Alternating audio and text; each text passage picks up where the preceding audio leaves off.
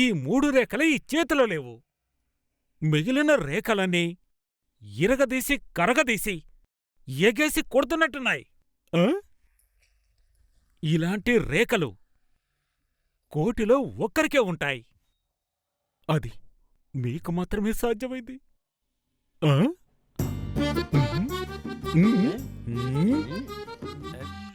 బాధ్యత, శీలం, కట్టుబాటు ఈ 3 కూడా మీ నుంచే సార్ మీ డిపార్ట్మెంట్కు సంక్రమిస్తాయే. ఇది నేను పార్లమెంట్లో కూడా మాట్లాడతా. ఇది మాకు తెలుసు కదరా, వేరేదైనా చెప్పరా? మీరు ఒక్కసారి నిర్ణయం తీసుకున్నారంటే మీ మాటనే మీరే వినరు. ఒక్కడు సినిమాలో మహేష్ బాబు డైలాగ్ చెప్తున్నావు. ఇంకా కొంచెం సార్ గురించి చెప్పు. ఈరోజు మీ చేతి రేఖలు బట్టి మీ భార్యతో మీరు దెబ్బలు తింటారు. అయ్య బాబోయ్, ఇంట్లో ఈయన మనలాగానే డమ్మి అనుకుంటా. పెళ్ళాం కొట్టిన దెబ్బతో కన్ను పోయింది.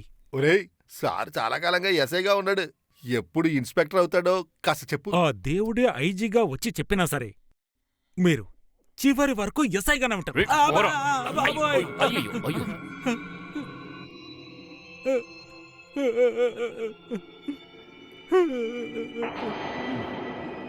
సహా అధికారి గారు, ఎందుకిలా ఉన్మాది వలె ప్రవర్తించుచున్నారు? మీ హస్తరేఖలు చూసి ఫలితం చెప్పినందువల్ల మీ హస్తరేఖలు వారి చెంప మీద ముద్రించుకునేలా వారిని కొట్టుట కైకేయి రామునకు చేసిన దారుణం కంటే అతి దారుణం కదా. ఓయ్, ఎందుకిప్పుడు రామాయణం? ఎందుకు ఆవేశపడుచుంటిరి? మిమ్మల్ని వీక్షిస్తుంటే కన్నీటిని దాస్తున్నటువంటి కన్నులు, అబద్ధాలు నవ్వుతున్న పెదవులు, ఆకాశంలో ఉన్న యమకింకర్ల వలె ఉన్నారు. ఇంత ఆవేశం తమకెందులకు? కోతి పరిస్థితే నాకు గుర్తుకొస్తున్నది. ఓయ్, ఎవరిని కోతంటున్నావు? ఒక్కసారి అన్నందుకే ఈయనకి ఇంతలా కోపం వస్తుందే. మార్కెట్లో అందరూ ఈయన ఇలాగే పిలుస్తుంటారు తెలుసా? నిజంగానే చెప్తున్నా. మాస్టర్ రంగుడుతో తోలొల్చేస్తారు. వెళ్ళి కూర్చో, వెళ్ళి కూర్చోవయా. ఏమిటి వైపరీత్యం? ఓయ్, వీడిని తీసుకెళ్ళి ఏమైనా చేసుకోండి. బాబాల్లోనే నకిలీ బాబాలు ఉన్నారనుకుంటే అన్ని వృత్తుల్లోనూ నకిలీగాలేనన్నమాట. యువకుడా, నీవు చేసిన నేరమేమిటి? అది పారిపోయించిన కేసు. నిజమా? నీ మనసుని దోచుకున్న ఆ కన్య ఎవరు?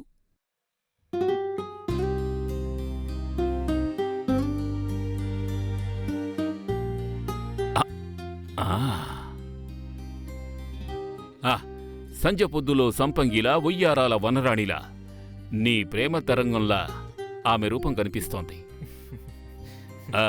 నీ మనసులో ఉన్న భావాన్ని ఒక్కచూపులో తెలిపినవాడా, నీ ప్రేమ వర్ధిల్లాలి. కలవరపడకము, వారితో నేను సంభాషిస్తాను. అధికారిగారు, అయ్యా అధికారిగారు, పోయా. బాధ్యతను కంటికి రెప్పలా చూచెదరు, విసుగు విరక్తితో నా ఉందురు.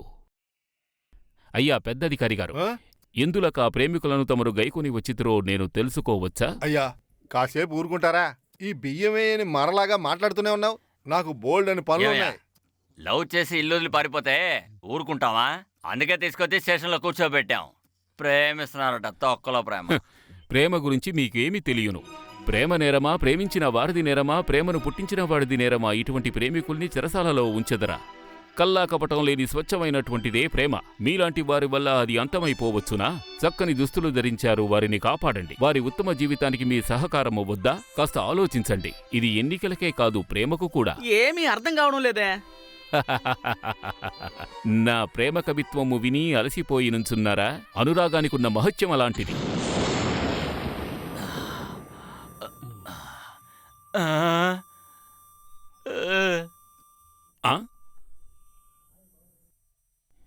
చెవిలో రుధిరమా? చెవిలో రుధిరం వచ్చినదంటే శిరస్సు వేడెక్కినదనే అర్థము. అటువంటిదే లేదయ్యా. నేను రక్షణకి వెళ్ళేటప్పుడు బోల్డ్ అని కవితలు విన్నాను, కానీ చెవుల్లోంచి రక్తం వచ్చే కవితలు ఇప్పుడే వింటున్నానయ్యా బాబు.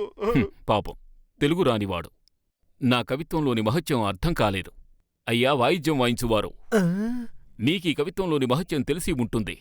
మీ చెవులు పులకించే రీతిలో మరో కవిత వినిపించనా? ఏంటది? మళ్ళీ మొదటించా? ఏమిటయ్యా స్పృహ తప్పాడు? అప్పుడు శంకూతమందామా? పాపం, ఆకలి మైకం అనుకుంటాను. లేచిన వెంటనే చెబుదాం. అధికారిగారు, మీకును పూర్వీకులు చెప్పిన వివాహ భోజనమునకు కొంచెము కూడా పొంతనలేదని నాకు ఉన్న అభిప్రాయం. ఒక మనిషికి ఆహారము లేకున్నచో లోకాన్ని అంతం చేద్దామన్నాడో కవి. నిలబడి ఉన్న మనిషి నిలకడ కోల్పోయి పడిపోయే స్థితిలో అతడిని పస్తు ఉంచితిరి. ఇది ఏ విధంగా న్యాయము? ఇలా బంధించి ఉంచిన వారికి అన్నపానీయాలు కొనిచ్చి వారిని ప్రేమపూర్వకంగా ఆదరించుటే కదా అధికారిగా మీ బాధ్యత. ఏమయ్యా వాడు ఎందుకు పడ్డాడో నాకు తెలుసు, చూస్తున్న వాళ్ళకి తెలుసు. అనవసరంగా నా నోరు కెలక్కు. కెలుకుటకు నీరెవరేమైనా బురదా లేక నేనేమైనా కోడినా? ఏమయ్యా ధ్రువ, సార్ ముందు నిన్ను ఎన్కౌంటర్లో వేసేయాలయ్యా. ఊరికే ఉన్న చేయమని నా చెవిలో వదిలి నువ్వు పక్కకు తప్పుకుని దిక్కులు చూస్తున్నావా? ఉన్నతాధికారులు ఉండవలసిన చోటికి చీమ ఎట్లు వచ్చినది? ఏం? చెప్పు. కేకే నగర్ అన్న. అవును, విజయవాడ వంటవన్ పోలీస్ స్టేషనే. మీరు కంగారు పడకండి అన్న, అక్కడ మన వాళ్ళే ఉన్నారు. అదంతా అలా ఉన్నాయిరా. ఇవాళ దండపాణి కూతురు పారిపోయిందని చెప్పి ఊరంతా చెప్పుకుంటారు కదా. దండపాణి కూతుర్ని లేపుకుపోయిన వాడిని పోలీస్ స్టేషన్ ముందే పెట్టి దండపాణి ముక్కలు ముక్కలుగా నరికి పారేస్తాడని చెప్పి రేపు ఊరే చెప్తుంది. మాట్లాడుతుంది. పెట్టారా ఫోను? సార్ సార్ వదలండి సార్. సార్ ఏయ్, సార్ ఎంత ఆగండి, ధైర్యం నీకు? ఆగండి. కొట్టండి సార్. ఆగండి అధికారులారా, ఆగండి. అయ్యయ్యో ఆగండి. వదలండి సార్. కాకి దుస్తులు ధరించగానే కరుణను వదిలివేసితిరా? కలచివేయబడిన జుట్టుతో మురికి పట్టిన ముఖంతో అమాయకుడైన ఓ యువకుణ్ణి ఎందులకు ఇలా హింసించుచున్నారు? అతను చేసిన నేరమేమిటి? దొంగిలించాడా, దోచుకున్నాడా, లేక హత్య చేసినాడా? అనా? అంటే ఏంది అర్థం కాలేదే. రే, సంచి అంటే పాకెట్, తీశారంటే తీయటంరా. Pick pocket. ఆంగ్లేయుల్ని అహింస మార్గంలో తరిమికొట్టారే గాంధీగారు. వారు పుట్టిన దేశంలోన అరాచకానికి పూనుకుంటున్నారు. ఏమయ్యా ఏంటయ్యా సమస్య? సార్, అది రండి అధికారి గారు, ఆ యువకుని యొక్క చెంప మీద చూచినారా మీ అధికారుల యొక్క హస్తవాటం? ఇది ముమ్మాటికి దౌర్జన్యం. మనిషిపై మనిషి దాడి చేయుట అన్యాయం. ఊరుకోవయ్యా. ఏమయ్యా ఏంటిది? ఇదిగో అయ్యవారు, అనవసరమైన వాటిలో తలదొరుచుకో. సార్ గనక కోపం వస్తే వీణ్ణి కొట్టడానికి బదులు నిన్ను చెదగబాస్తాడు. నన్ను కొట్టినా చంపినా నిజము నిజమేనని చెప్పినారే ఆ పెద్దాయన మస్తాన్ సాహెబ్. వారి గీతాలను అరువు తెచ్చుకుని ఇక్కడ చెప్పెదను. నిజాన్ని బహిర్గతం చేయకుండా ఊరుకో. ఏయ్ బాబు, నువ్వేరే చెప్పి తగలడ్రా. ఆ నోరు మీడ్రా. ఎక్కడ చూసినా ఆకలి ఆకలి, దోపిడీలు, దొంగతనాలు. మెడలో ఉన్న చైన్ తెంపుకెళ్తున్నారు. గర్భిణీ మీద అత్యాచారం చేస్తున్నారు. చిన్న బాలిక మీద సామూహిక అత్యాచారం చేస్తున్నారు. ప్రతిభ కలిగినవాడు రోడ్డు మీద ఉన్నాడు. అడ్డదారి తొక్కుతున్నవాడు కోటీశ్వరుడు అవుతున్నాడు. ఈ అన్యాయాలని అడ్డుకోవలసిన అధికారులు లంచాలు అడుగుతున్నారు. ఇస్తే నిజాన్ని కప్పిపుచ్చేస్తున్నారు. ఆ అన్యాయాన్ని అడ్డుకోవడానికి నేను ముందడుగు వేశాను. అందుకు నాకు దక్కిన పేరు తీవ్రవాది. క్షమించాలి మిత్రమా, తీవ్రవాది అనే పదాన్ని నీవు తప్పుగా అర్థం చేసుకుంటున్నావు. లక్ష్యం నందు తీవ్రంగా ఉండువాడు తీవ్రవాది. వాడు కఠినాత్ముడు కాదు. వర్షం పడుతోంది, భూమి పండుతోంది, నీకెందుకు కట్టాలి అని తెల్లవాళ్ని ఎదిరించడిగిన వీరపాండ్య కట్టబొమ్మన తీవ్రవాదైతే నువ్వు తీవ్రవాదివే. నా మాతృదేశాన్ని పాలించుటకు మీరెవరో అని ఆనాడు ఆంగ్లేయుల్ని గజగజలాడించిన భగత్ సింగ్ తీవ్రవాదైతే నీవు కూడా తీవ్రవాదివే. ఈ దేశ ప్రజల కోసం తన ఆస్తిపాస్తుల్ని కోల్పోయి పడవను నడిపి ఆంగ్లేయుల వల్ల 40 సంవత్సరాలు జైలు శిక్షను అనుభవించి చెరసాలలో నానాపాట్లు పడిన వావోసి చిదంబరం తీవ్రవాదైతే నీవును తీవ్రవాదివే. నీవు చెప్పిన నేరాలన్నింటినీ నిలదీసి అడగవలసిన వారు వీరు. కానీ నీవు అడుగుతున్నావు. నిన్ను చూస్తే నాకు గర్వంగా ఉంది మిత్రమా. అభినందనలు.